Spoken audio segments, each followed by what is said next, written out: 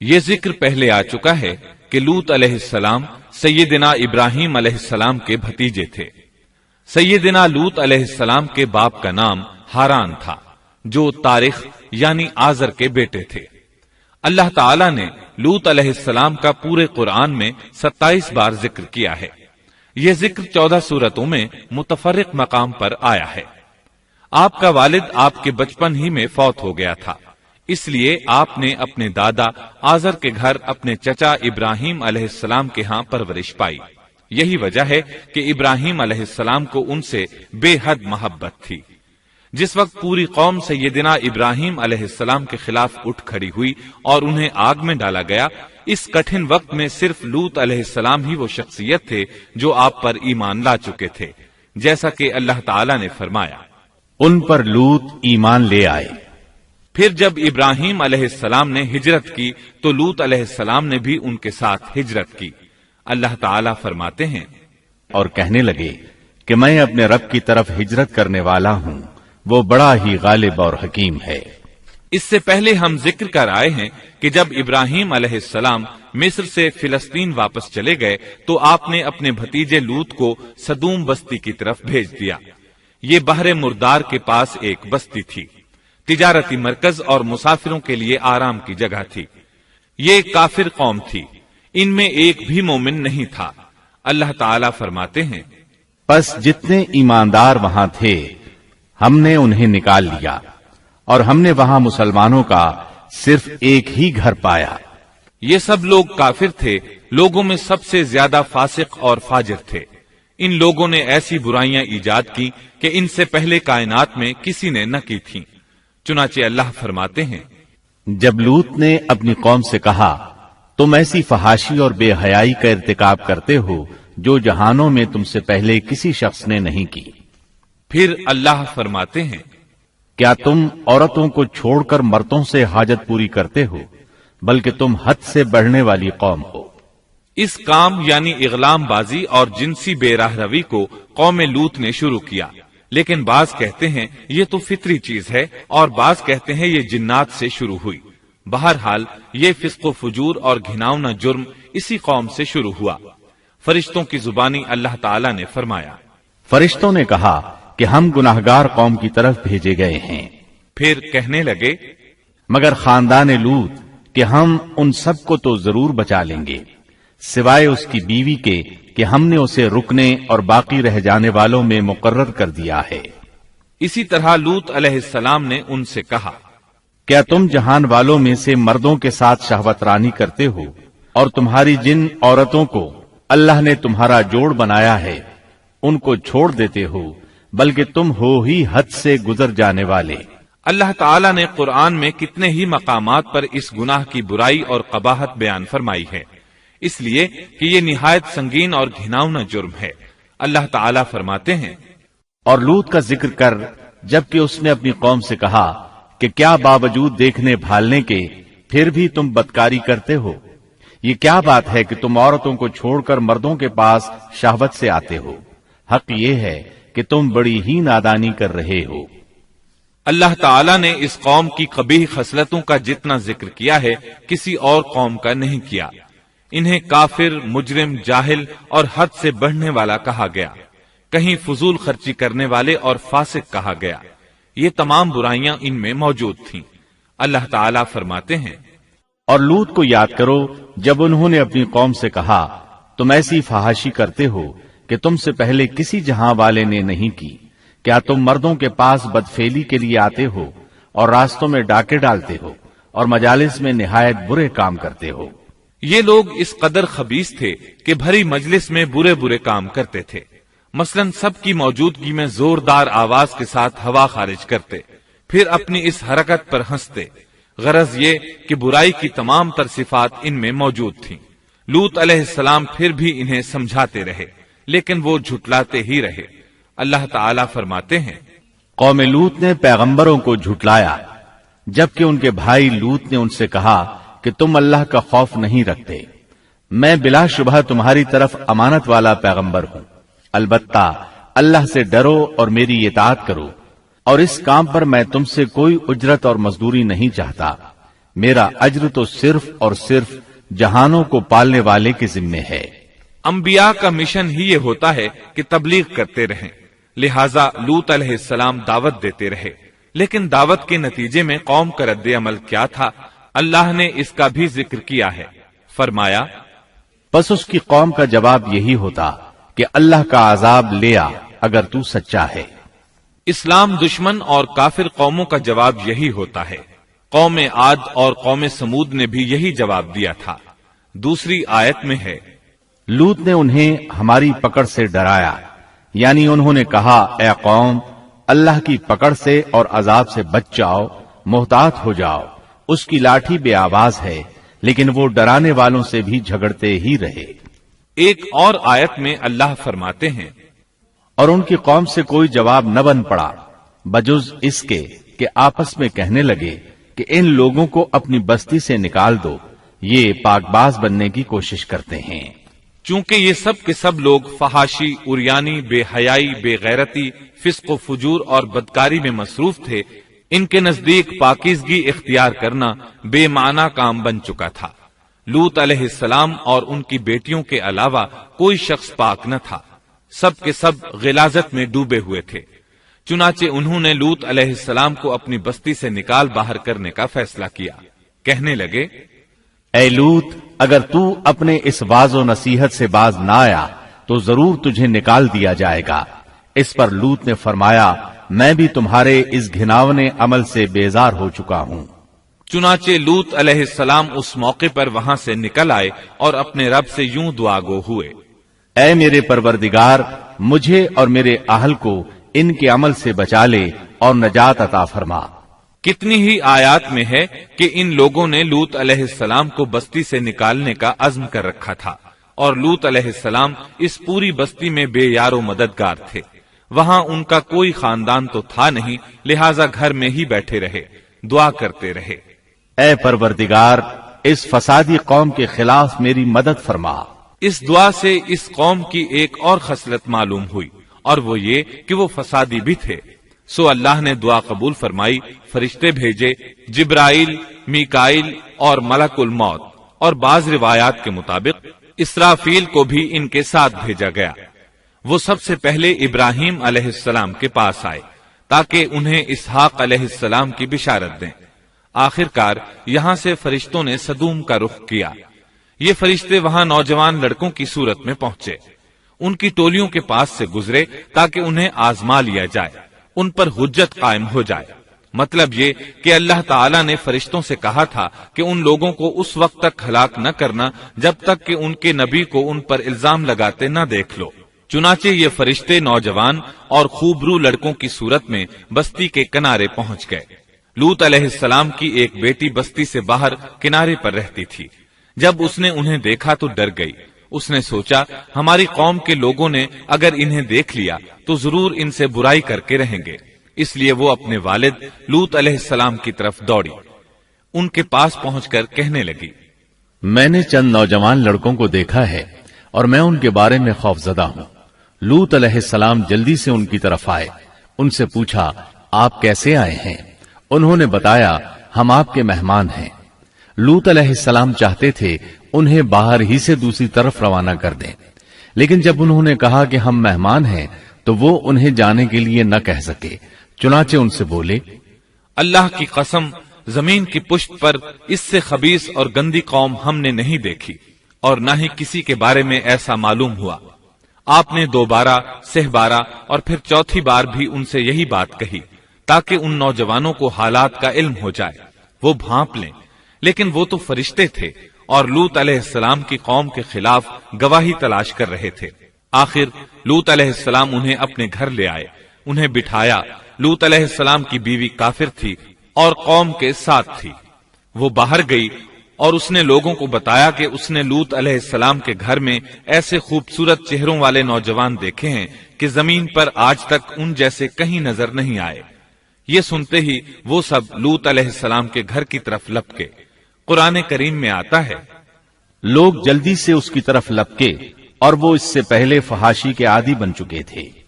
एक जगह अल्फाज हैं, शहर के लोग खुश होते हुए आए। وہ اس حد تک فاسق اور فاجر بن چکے تھے کہ خوش ہوتے ہوئے وہاں آئے تاکہ ان خوبصورت لڑکوں سے لذت حاصل کر سکیں۔ یہ گھر کے سامنے پہنچ گئے تو لوط علیہ السلام انہیں روکنے کے لیے گھر سے نکلے۔ ان سے فرمایا، اے میری قوم، تمہاری خواہش کے لیے میری بیٹیاں موجود ہیں، یعنی قوم کی عورتیں موجود ہیں۔ نبی قوم کا باپ ہوتا ہے، اس کی بیویاں قوم کی مائیں اور قوم کی عورتیں اس کی بیٹیاں شمار ہوتی ہیں، جیسا کہ سورہ ہود میں آتا ہے۔ کہنے لگے، اے میری قوم، میری یہ بیٹیاں تمہارے لیے پاکیزگی کا باعث ہیں، لہذا اللہ سے ڈرو اور مجھے میرے مہمانوں کے بارے میں رسوا نہ کرو۔ کیا تم میں کوئی بھلا شخص موجود نہیں؟ آپ کی بات کے جواب میں انہوں نے کیا جواب دیا؟ قرآن مجید میں آتا ہے، کہنے لگے، لوط، تو جانتا ہے تیری بیٹیوں یعنی قوم کی عورتوں سے ہمیں کوئی سروکار نہیں، ہم جو چاہتے ہیں تمہیں خوب معلوم ہے۔ لوط کہنے لگے، کاش میرے پاس کوئی قوت ہوتی یا میں کسی مضبوط پناہ میں ہوتا۔ لوط علیہ السلام کے پاس کچھ بھی تو نہیں تھا، صرف ان کی اپنی بیٹیاں ان پر ایمان لائی تھیں، یہاں تک کہ ان کی بیوی بھی کافر تھی۔ بخاری اور مسلم کی روایت ہے، نبی کریم صلی اللہ علیہ وسلم نے فرمایا، اللہ تعالیٰ لوط پر رحمت فرمائے، وہ اللہ تعالیٰ کی طرف پناہ لیتے تھے۔ مفسرین کا کہنا ہے کہ لوط علیہ السلام کے بعد اللہ نے جو نبی بھیجا وہ کسی اونچے خاندان اور قبیلے کا چشم و چراغ ہوتا تھا، جو اس کی حفاظت کرنے کے قابل ہوتا تھا۔ لوط علیہ السلام کے ساتھ کوئی مددگار نہیں تھا۔ ایک دوسرے مقام پر اللہ تعالیٰ فرماتے ہیں، اور شہر کے لوگ خوش ہوتے ہوئے آئے۔ لوط نے کہا، یہ میرے مہمان ہیں، مجھے رسوا نہ کرو، اللہ سے ڈرو اور مجھے ذلیل نہ کرو۔ انہوں نے کہا، کیا ہم نے تجھے جہان والوں کے بارے میں منع نہیں کیا؟ یعنی انہوں نے آپ کو تبلیغ وغیرہ سے بھی روک دیا تھا۔ لوط نے کہا، اگر خواہش پوری کرنا چاہتے ہو تو میری بیٹیاں یعنی قوم کی عورتیں موجود ہیں، ان سے کر لو۔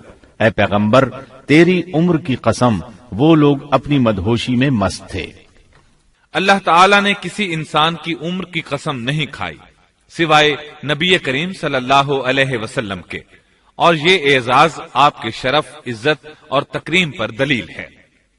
اب ان لوگوں نے گھر میں داخل ہونے کی تیاری کر لی۔ ادھر لوط علیہ السلام نے اپنے تینوں مہمانوں کی طرف دیکھا۔ آپ ان کے لیے فکر مند تھے، لیکن وہ یہ دیکھ کر حیران ہوئے بغیر نہ رہے کہ وہ تینوں بالکل بے فکر بیٹھے تھے۔ اس وقت کی کیفیت اللہ تعالیٰ نے قرآن مجید میں یوں بیان فرمائی ہے، لوط کہنے لگے، تم لوگ تو کچھ انجان سے معلوم ہو رہے ہو۔ اس پر وہ کہنے لگے، ہم تو تیرے پاس وہ فیصلہ لائے ہیں جس میں اس قوم کو شک تھا، اور ہم تیرے پاس حق لے کر آ چکے ہیں، اور بے شک ہم سچے ہیں۔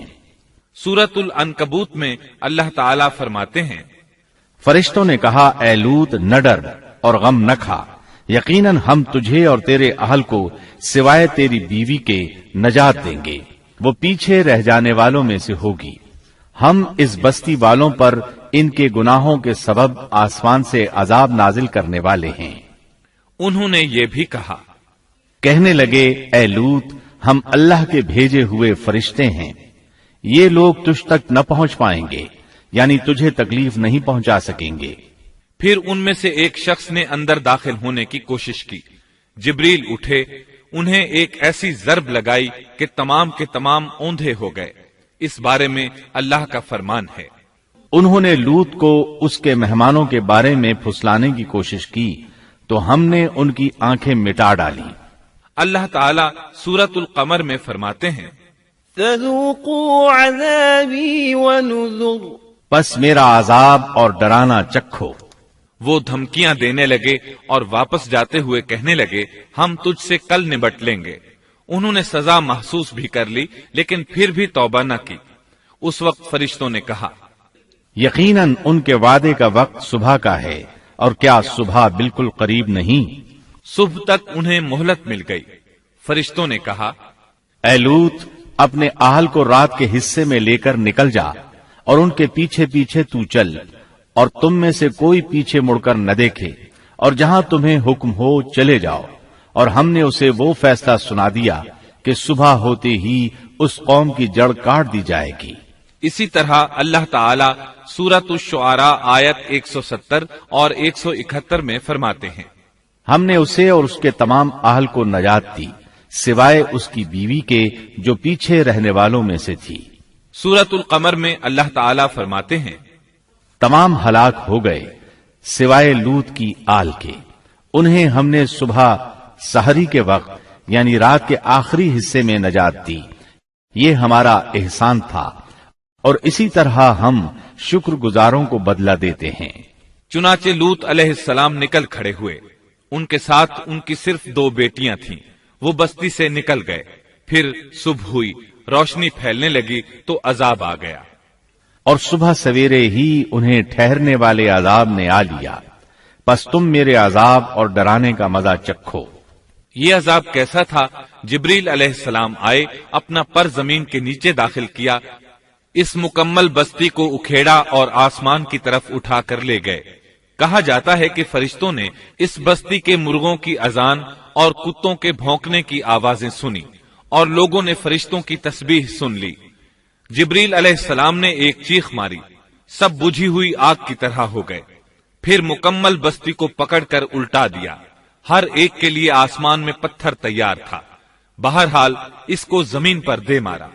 اللہ تعالیٰ سورہ ہود میں فرماتے ہیں، پس جب ہمارا حکم آیا تو ہم نے اس کا اوپر والا حصہ نیچے کیا اور ان پر کنکریلے پتھر برسائے جو تہ بتہ تھے، تیرے رب کی طرف سے نشاندار تھے اور وہ ان ظالموں سے کچھ دور نہیں تھے۔ سورۃ الحجر میں اللہ فرماتے ہیں، روشنی ہوتے ہی انہیں بڑے زور کی چیخ نے پکڑ لیا، پھر ہم نے اس کا بلند حصہ نیچے کیا اور ان پر کنکر والے پتھر برسائے۔ سورۃ الشعراء میں اللہ فرماتے ہیں، اور ہم نے ان پر ایک خاص قسم کا می برسایا، پس بہت ہی برا می تھا جو ڈرائے گئے ہوئے لوگوں پر برسا۔ یہ ماجرا بھی سراسر عبرت ہے، ان میں سے بھی اکثر مسلمان نہ تھے۔ بے شک تیرا پروردگار وہی ہے غلبے والا، مہربانی والا۔ سورۃ النجم میں اللہ فرماتے ہیں، اور اس نے الٹائی ہوئی بستیاں گرا دی، پھر ان کو اس چیز سے ڈھانپا جس سے بھی ڈھانپا، مطلب یہ کہ ان پر پتھروں کی بارش برسائی، پس تم اپنے رب کی کون کون سی نعمتوں میں جھگڑو گے۔ یہ شخص بھی پہلے ڈرانے والوں کی طرح ایک ڈرانے والا ہے۔ اس طرح یہ بستی سدوم باہر مردار کے علاقے میں تہس نہس ہو گئی اور اس کے آثار و نشانات قیامت تک کے لیے چھوڑ دیے گئے ہیں۔ ان نشانات کو اسی لیے باقی چھوڑا گیا ہے کہ سارا جہان ان کو دیکھ کر عبرت پکڑے، فحاشیوں سے باز آ جائے، خاص طور پر سب سے بڑی فحاشی جو قوم لوط کا عمل تھا اس سے باز آ جائیں۔ سیدنا لوط علیہ السلام کے اس قصے میں قرآن حکیم اور احادیث نبوی سے یہ بات ثابت ہوتی ہے کہ سیدنا لوط علیہ السلام جس قوم کی طرف مبعوث کیے گئے تھے وہ قوم اخلاق کے اعتبار سے بالکل ختم ہو چکی تھی اور اب اس کی اصلاح ناممکن ہو چکی تھی۔ اس قوم نے اپنے جرم کو جرم بھی نہیں سمجھا تھا، عام مقامات پر اعلانیہ بے حیائی کرنا ان کا مشغلہ تھا۔ یہ ایسا عمل تھا جس کی ماضی میں کوئی نظیر نہیں ملتی۔ مردوں کا مردوں سے اختلاط اور عورتوں کا عورتوں سے، یہ ایسا فعل تھا جو جنگل کے وحشی جانور بھی نہیں کرتے۔ یہی وجہ تھی کہ یہ قوم اپنے میں سے کچھ نیک لوگوں کو بھی برداشت نہیں کرتی تھی، وہ انہیں نیکی اور شرافت کی دعوت دیتے تھے، اسی لیے وہ ان کے سخت مخالف ہو گئے تھے۔ قرآن کریم نے اس قوم کے 3 بڑے جرائم کا ذکر کیا ہے، یہ کہ تم مردوں سے بدفعلی کرتے ہو، مسافروں کو لوٹ لیتے ہو، عام مجلسوں میں اعلانیہ فحاشی کرتے ہو۔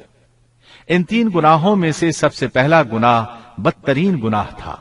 یہ گناہ اس قوم سے پہلے کسی نے نہیں کیا تھا، گویا وہ اس گناہ کو ایجاد کرنے والے تھے، اور یہ گناہ زنا سے بھی زیادہ شدید ہے۔ قرآن کریم اور احادیث کی روح سے اغلام بازی ایک بدترین گناہ ہے۔ احادیث میں اس گناہ کی مختلف سزائیں آئی ہیں۔ ایک روایت میں ہے کہ فاعل اور مفعول دونوں کو قتل کر دو۔ بستی سدوم عذاب کے نزول سے قبل کن حالات سے دوچار تھی، سورۃ الزاریات آیت 35 اور 36 میں یوں بیان ہوا ہے، پھر ہم نے ان سب لوگوں کو نکال لیا جو اس بستی میں مومن تھے، یعنی لوط علیہ السلام اور ان پر ایمان لانے والے. سو ہم نے اس بستی میں سوائے ایک گھر کے مسلمانوں کا کوئی گھر نہ پایا. اس کا مطلب ہے وہاں صرف سیدنا لوط علیہ السلام اور ان کا گھرانہ مسلمان تھا، باقی سب گھر کافروں کے تھے. اللہ تعالیٰ کسی قوم کی مکمل تباہی کا فیصلہ اس وقت تک نہیں کرتے جب تک کہ اس قوم میں کچھ قابل لحاظ بھلائی موجود ہو، مگر جب قوم کا حال یہ ہو جائے کہ اس میں بھلائی آٹے میں نمک کے برابر بھی باقی نہ رہے، تو ایسی صورت میں اللہ کا قانون یہ ہے کہ نبی اور اس پر ایمان لانے والوں کو اپنی قدرت خاص سے کسی نہ کسی طرح بچا لیا جاتا ہے، اور باقی لوگوں کے ساتھ وہی معاملہ کیا جاتا ہے جو ہوش مند تاجر اپنے ٹوکرے کے گلے سڑے پھلوں کے ساتھ کرتا ہے.